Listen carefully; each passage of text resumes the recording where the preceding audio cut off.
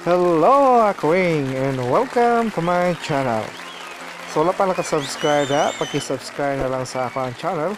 Kanya i-click ang notification bell para update ka sa akong mga videos. Ang topic nato karon mga kung unsaon pag-send of documents sa Messenger gamit ang Android phone. Mga documents sama sa Microsoft Word, Excel, PowerPoint, or PDF type. Kung kini nga Messenger ang imong gamiton, dugay ka maka-send og file labi na kung Android phone ang imong gigamit. Unlike sa computer o laptop nga dali ra ka maka-send.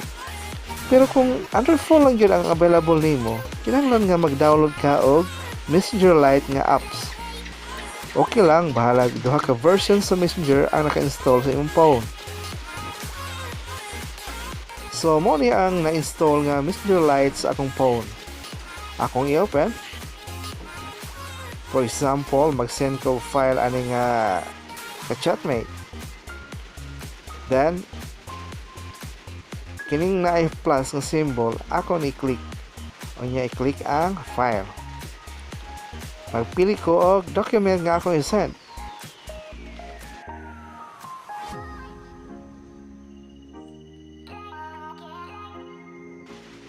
Yara, ako i-click ang document. O niya, i-click ang send.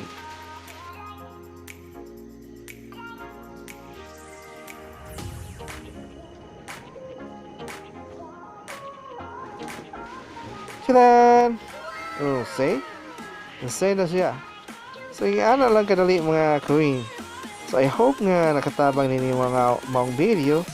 And then, don't forget to subscribe my channel. And thank you for watching.